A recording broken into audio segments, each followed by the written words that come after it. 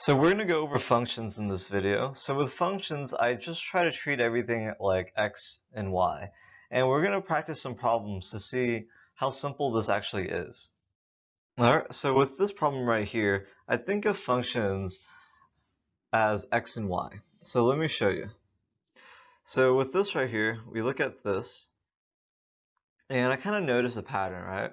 So what it's saying is x equals 4, and then this one right here equals y. So anytime I see this format right here, and with functions, they'll always look the same. Anytime you have a variable next to a number, x will always equal 4. Anytime you have a number just by itself, it'll essentially equal y. And that's kind of how I think about it. So with this problem right here, we're going to use this equation, and I'm going to plug everything in. So I know my x equals 4, and then I know my y equals 8. So first, I'm going to start out with 8 equals. And the reason why I started out with 8 equals is because I think of this as like my y value. And it always works out this way. So 8 equals, and then my a, I don't know what that is. My x will be positive 4 plus 24. From here, I'm going to subtract by 24 minus 24 minus 16, and then there's a square right here. So then it'll be 4 squared is 16a. We're going to divide by 16, divide by 16, a equals -1. And then from here, the question is, what is the value of g to the -4? When I see the word value, I think of it as like the same thing as y. So I'm going to rewrite it. It'll be y equals, this time, since it's g to the -4, we know that the x will be -4. That a value we just got, so I'm going to put -1 right here.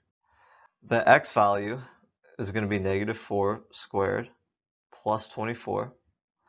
And then from here we combine it all. So -4 squared is 16.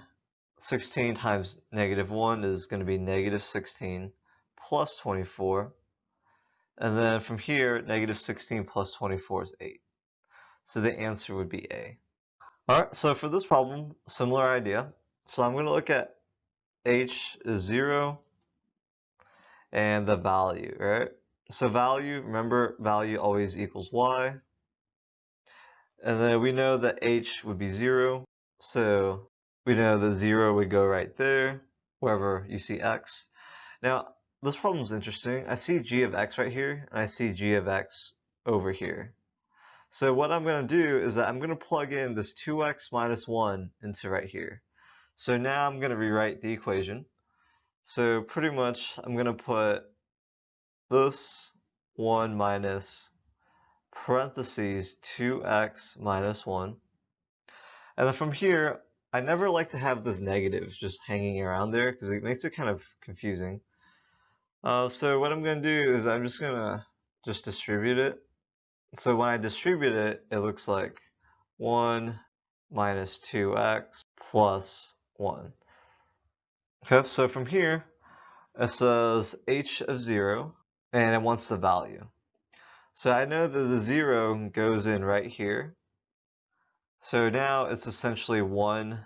So -2 to 0 is going to be 0 plus 1 plus 1. So I know my answer, 1 plus 1 is 2, which is D. Okay, for this one, a lot is going on. So anytime you see this right here, I always think of it as working backward. So first, we look at this. So it says g to the third equals 2. So I think of it as right now it looks like this. F is 2. And then this is what is the value of all of that. The next step is I have to figure out which one is f the 2. And I find out that it's right here. And then what is the value of that? Remember, value equals y, which is this. So then the answer is just going to be 3.